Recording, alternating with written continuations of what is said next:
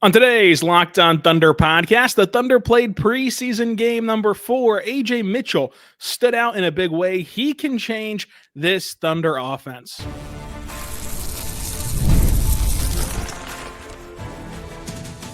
You are Locked On Thunder, your daily Oklahoma City Thunder podcast. Part of the Locked On Podcast Network, your team every day. Let's get it going on the Locked On Thunder podcast on the Locked On Podcast Network, your team every day. I am your host, media member, and beat writer for Thunder on SI, Rylan Stiles. Follow me on Twitter at Rylan_Stiles. Follow the show on Twitter at LOThunderPod. On today's bonus edition of Locked On Thunder, we're joined by Brendan Rahbar, DailyThunder.com, Thunder Roundtable 1077, the franchise. You can find both of us at OKC Dream Team on Patreon. Brandon, little bonus show, going to be a shorter show than usual, but we did see the Thunder play basketball in Indiana, and it was impossible not to think about the NBA Finals whenever you saw the Thunder and Pacers get together, even though the teams dramatically different than the last time that we saw them play. The stakes couldn't be more different than the last time that we saw them play, but the Thunder did play in Gainesbridge Fieldhouse, and it was bringing back the memories of a few months ago. Yeah, I got to be honest, watching it made me a bit nostalgic for 3 months ago when we were both in that building and just the size of the NBA Finals and being there. So, yeah, NBA Finals rematch-ish, different players, different setting, different stakes, but still fun to see both of these teams out there tonight. And the Thunder did not play many of their regulars. They did play AJay Mitchell for the first time this preseason, Isaiah Joe, Aaron Wiggins, Brooks Barnhizer, Ousmane Dieng, Cason Wallace. Those were like the real guys that played. And then we'll talk about first the injuries. AJay Mitchell went out with an injury after 15 minutes of action. He got stepped on. He stepped on some way. The ankle issue there for AJay Mitchell. And then Isaiah Joe went down with a knee injury that looked bad on television. It just looked like he was really in pain. So we don't know an update as of the time that we're recording this on either one of those two guys. AJ's looked less serious, but I'm not a doctor, so I don't know that for a fact. We'll see what the outcome is. The Thunder still have 10 days until the opening night. We've seen some of these injuries stack up on them a little bit. I mean, Nikola Topic went out after the first preseason game. Kenrich Williams out on media day. Thomas Sorber out in the offseason. And there's now a lot of conversation, Brandon, about the fact that the Thunder are playing the most preseason games you can play. And that's kind of what they wanted to do. The teams can put in for what they want to do, and they're going to play 6 preseason games. I get it that right now that's your reaction because you've seen in this one game 2 guys go down. This stuff can happen anytime, especially the type of injuries that you just saw happen. Like, I mean, guys get stepped on playing basketball nonstop at every single level, whether it's a pickup run or it's the highest level of NBA basketball. Guys get stepped on. Guys hit their knees against each other at every spot of basketball. And if the Thunder were a team that only played 4 preseason games, like the minimum you can play, they would still be practicing right now, scrimmaging right now, going hard right now. And this stuff could pop up. For example, Chet Holmgren has yet to make his preseason debut with what Mark described as shoulder soreness. And I mean, that's just it's a tiny thing. They're being very cautious with it because it's an exhibition slate, but that shoulder soreness popped up in practice. AJay Mitchell didn't make his debut until now because of a separate ankle issue that happened in practice. So it's like this stuff can happen. I get the negative feeling today on top of the negative feeling that you felt a few hours before this game tipped off with the Red River. So it kind of all hits you at once. But I don't think that this is a referendum on the amount of preseason games the Thunder are playing. I just think it's a very unfortunate situation. However, we don't know anything yet about what this looks like long-term for either party. Hopefully, though, it was just a kind of thing that happened in the moment, and it'll be okay, and they just shut them down anyway because they had played in a preseason game about the extent that you'd want them to. Isaiah Joe, of course, less. He only played 7 minutes, but Mitchell playing 16, that's perfectly fine. So that's all we know on the injury front, but I do want to talk about AJay Mitchell because in those 16 minutes, he was electrifying. 16 points, 3 assists, a rebound, 2 steals, and a block for AJay Mitchell. He went 0 for 1 from the three-point line. However, he did get to the free throw line 5 times. So 5 free throw attempts, 4 made, and 6 for 8 from the floor. Brandon, I thought that AJay Mitchell looked like the player that we've been discussing all summer, and the player that I think can be and will be in the top 8 of this rotation whenever the playoffs roll around, because of his ability to just get downhill, force defenses to foul him, get to the free throw line. You look at what he did last year, per 36 free throw attempts, free throw rate. He was top 5 on this team of the caliber of rotational players that he was until his injury. This is just what he does, getting downhill at the rim, getting to the free throw line. We saw him shoot the ball really well from 3 last season, especially off the catch. He can just keep this offense in rhythm, and that's a very valuable piece for what the Thunder need this upcoming season. Yeah, I think there's an argument to be made that AJay Mitchell is the most underrated player on this Thunder team. I think Thunder fans realize what an impact he was making pre-injury last year and how good he's looked in Summer League and now in this preseason game. But maybe from a national, international perspective, AJay Mitchell not quite known as well yet. But man, he looked good last year. He's looked great in Summer League, and he was great tonight.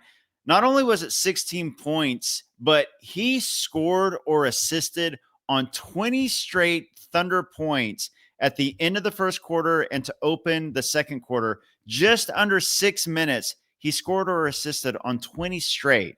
Like, I know there's no such thing as too good for preseason, but he kind of did look like that. He looked like the best player on the floor tonight for either team, and I'm not saying that he is, but tonight in particular, before he got hurt, he looked that way. And I think if you look at the Thunder rotation last year, if there's one thing you could pinpoint and say, hey, it'd be nice if they had this, it would have been a guy off the bench that can be a third creator, third playmaker, a guy to get his own shot, a guy to set teammates up for shots, and just to make things easier, a guy that can space the floor, a guy that can drive, a guy that can play make and play at least at worst solid defense. AJay Mitchell checks all those boxes. So he's a guy that can come in from the tip. He did it last year on a 57-win team the year before on a contending team and was in the rotation from the jump. And I think he's going to be that same dude in that same role again this season. Yeah, and I think that he will be as well. And AJay Mitchell is a better defender than I think that people understand, and he's only getting better on that end of the floor. He was really good on that end of the floor tonight. I think he's going to be a really big part of what this team does, especially by the end of the season. So hopefully this injury was just kind of nothing that they can move past, especially within the next 10 days until the start of the actual season. However, there was an interesting note in the starting lineup. Now, let's be very clear. Like, for one, Oos had to play center tonight because there were just no centers available that were going to play tonight. He had to play center. So that takes away one starting spot of the 5 right there that Isaiah Joe can't play. And for 2, Isaiah Joe is going to be a bench player for this Thunder team and need to be able to come off the bench cold and knock down shots. So you want to kind of get him acclimated to that. But he did come off the bench tonight.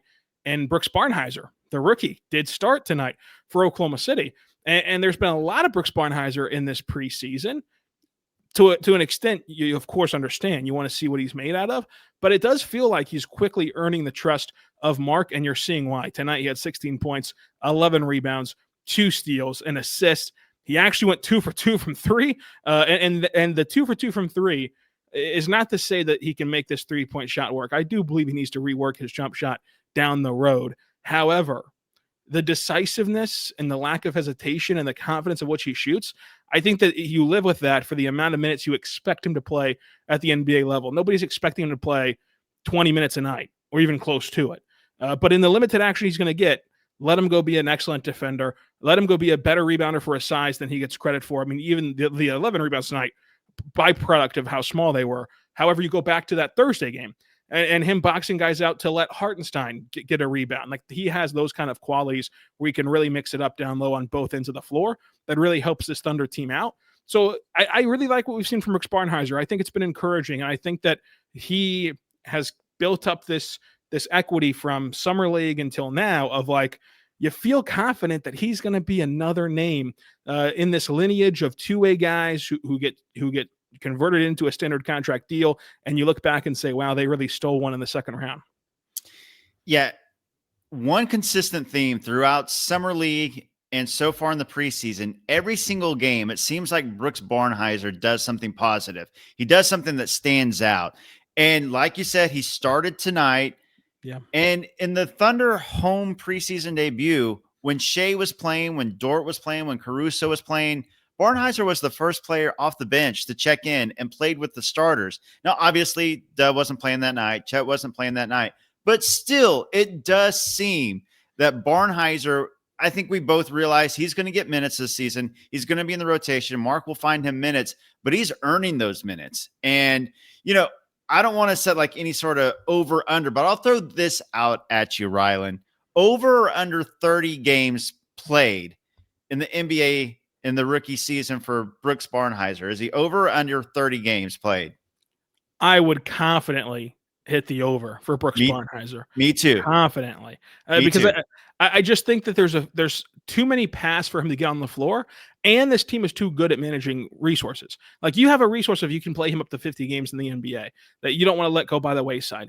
And there's the path of blowout wins, there's the path of blowout losses, and there's the path of, for dang sure that if there's ever a night in this season, which there's bound to be, because this season's 82 games long, and things get tiresome on back-to-backs and 3-game and 4-night stretches, and going into places like Brooklyn, who don't have an NBA player on their roster, where the energy levels, the intensity can be flat. You're not going to be able to feed off the home crowd on the road. The team is the opponent is not providing you an extra gear. It's a local TV game. There's not a lot of pomp and circumstances around it.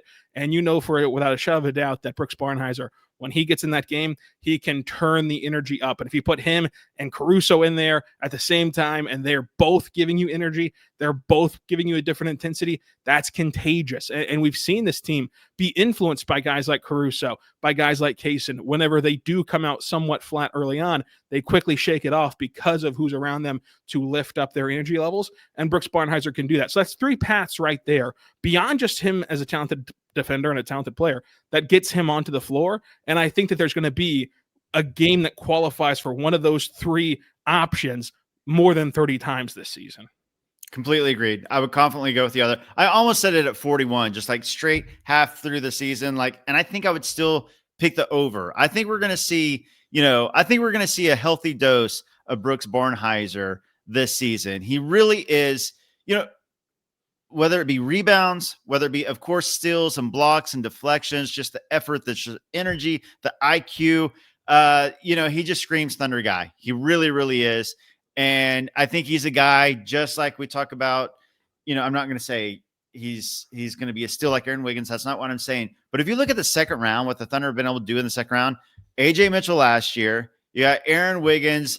If you look at this roster, the amount of undrafted players and second round players that are on this team and playing a high role and high impact, Brooks Barnhizer has the potential to be one of those guys in that second round lineage that the Thunder have kind of built up throughout the years. Coming up, we got to talk Chris Youngblood, and we've got to talk the rest of this Thunder preseason. What should you be watching for the rest of the way?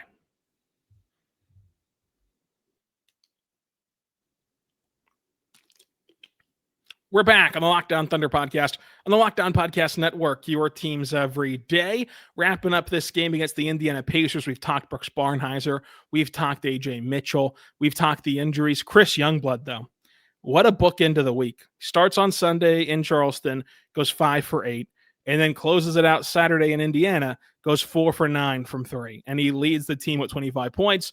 He has 5 rebounds, 3 assists, only 1 turnover. He shoots 54% from the floor, 44% from 3. And he got to the free throw line for 9 for 10 from the charity stripe in this game, really doing it as more than just a shooter. Took a charge in this game and really has impressed defensively from the sense of competitiveness.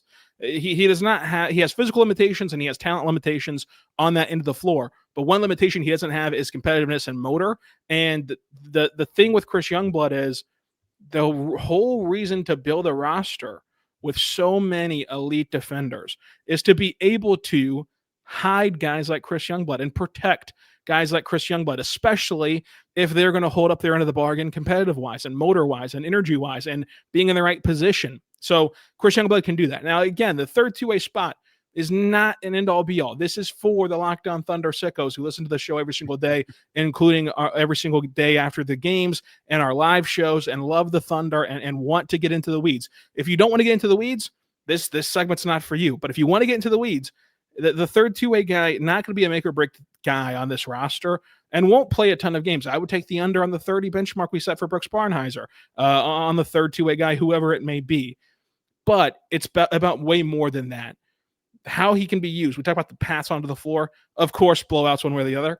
But the only other path for him is like at the end of quarters, how Mark throughout his whole tenure in Oklahoma City has loved to, at the last dead ball, put sharpshooters out there and try to steal a bucket. He's done that with Lindy and Adam Flagler and a bunch of these Isaiah Joe, a bunch of these shooting types. He's just kind of thrown them out there at the end of quarters. Chris Youngblood, with his quick release and his three-point prowess, fits that mold. More importantly, though, especially after you saw Nikola Topic. We're bookending the week here on Lockdown Thunder with Brandon Rahbar. You were here after the Hornets game last Sunday.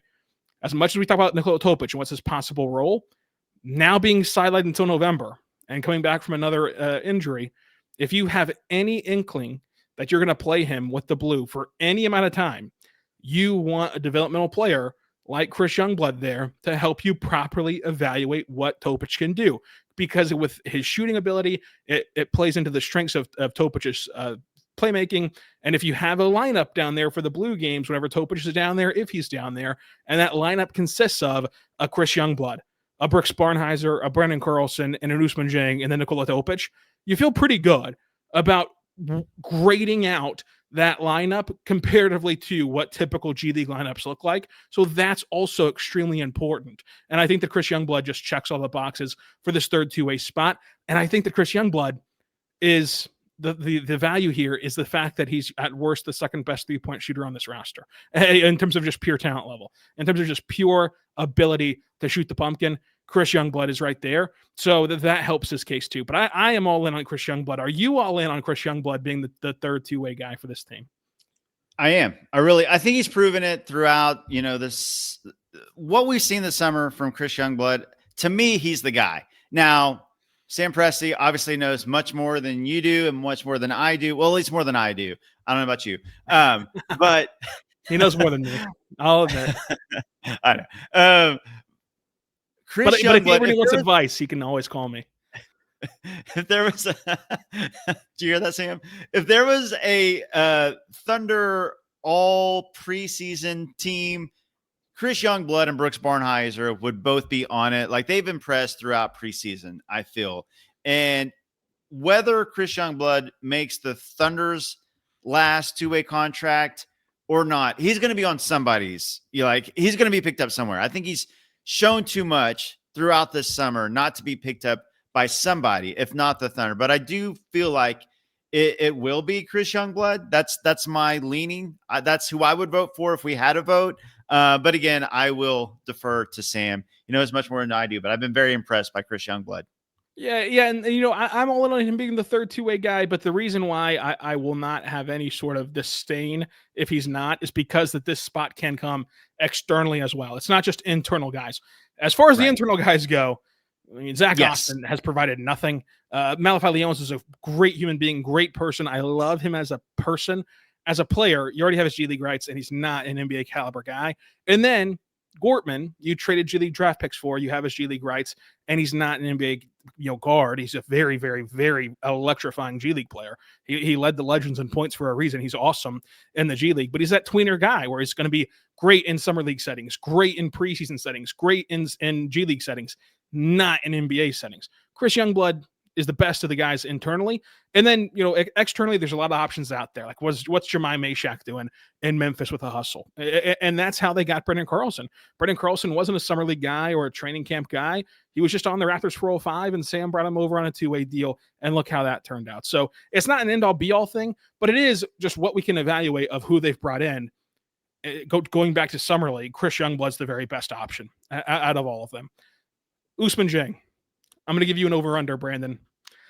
Over-under, February 14th, Valentine's Day, I believe, is what the layman term is for it. Ousmane Dieng is a member of the Oklahoma City Thunder. I think he makes it past. Wait, what is the trade deadline this year? What's the date this year? I picked the All-Star weekend for a reason because I'm pretty sure the trade deadline is before the All-Star break. Oh, it is? Okay. I'm pretty sure. Yeah. Let's just say over-under trade deadline to make it very simple. like, I don't want to be the guy that's like, hey, he's off the team. I'm more confident in Brooks Barnheiser's over 30 on the over under. You would stay away from this in Vegas. You wouldn't touch this line. Yes, I want to touch this in Vegas. I want to touch, like, yes, if there's like best, like, ooh, I'm going over to the Brooks Barnhizer bet. I'm betting the over on the Oos one. I'm like, that's too close to, like win or lose this one. That could go either way. It's a coin flip, I feel. Yeah, this organization really does like Oos, and they feel like he's progressed to the standard of a project player. And I think that sometimes we discount just how much of a project that Oos was because of how quickly this team got good and how quickly this team ascended, and he has not ascended yet because he's so young and because he's a project. But the bottom line is, I just don't see this being a long-term fit for him and a long-term play for him. The fact that we've played a whole week of summer league, a whole week of preseason, and he has not shined but one game of it was very discouraging to me. His inconsistencies, very discouraging to me.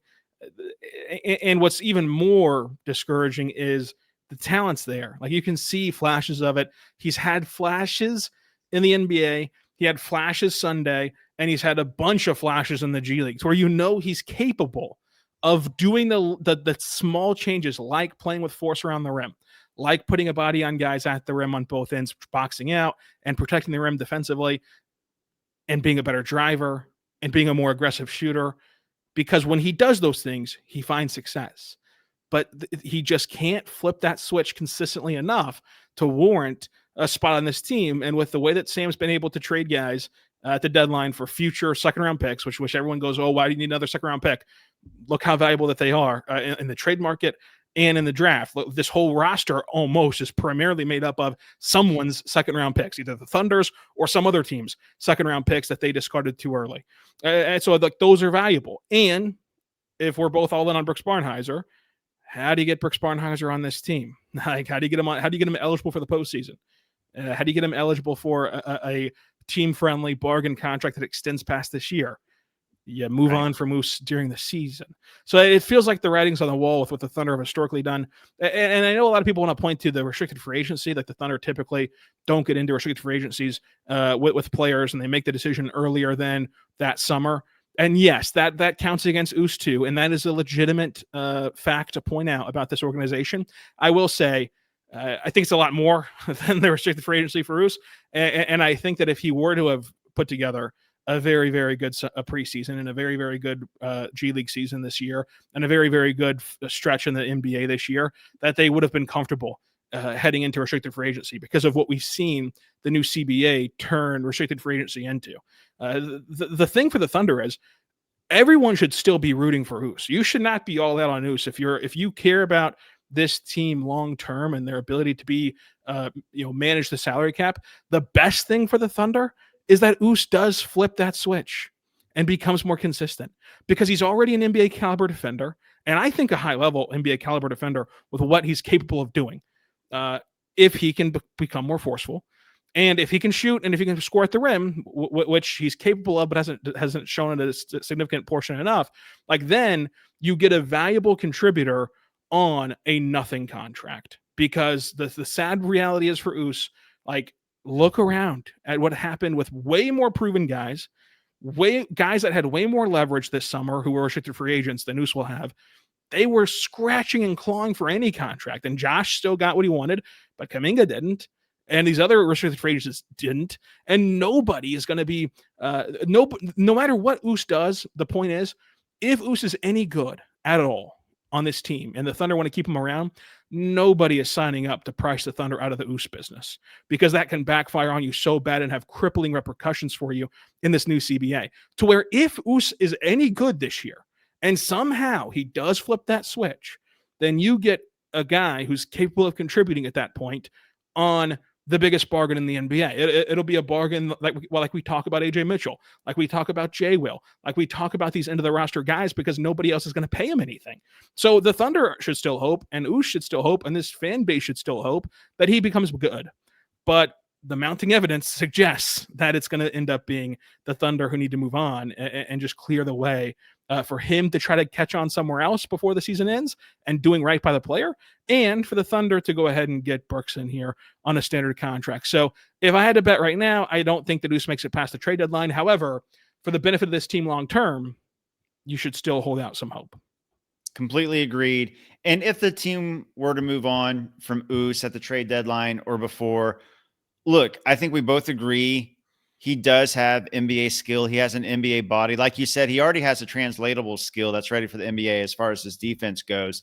But there's a lot of teams, and we've seen it, in the past already, that the Thunder can deal with, where a guy like Ouse can continue to develop. He's still so young. He's only 22 years old. He's actually younger than Brooks Barnhizer is as a rookie. Like, that's how young Ouse was when he was drafted. And everybody knew at the time he was a raw project, and, you swing for the upside and you see the flashes. Unfortunately, he's had some injuries, come back. He's kind of bounced G League, NBA injury. We've seen the flashes, but if the Thunder were to move on, it may be the best thing for both Ouse and the Thunder long-term. What's best for you all long-term is to subscribe to Locked On Thunder and go to the Thunder on SI website, Dream Team website, on Patreon, dailythunder.com, Thunder Roundtable, because it's basketball season. Because the Red River rivalry probably took a lot of wind out of your sails if you're an OU fan. OSU, your season's been over before it started, so enjoy basketball being back, and you get to root on the NBA champions. So this is Locked On Thunder. We're here Monday through Friday and after every single game, and with our new show, Locked On Thunder Live, Mondays and Thursdays, 2 p.m. Central, with Derek Parker. Brandon, a recurring guest and someone who continuously saves this show's ability to be on the air and pinches like this one. Brandon once again came through. So Brandon, thank you for joining us. And until next time, be good and be good to one another.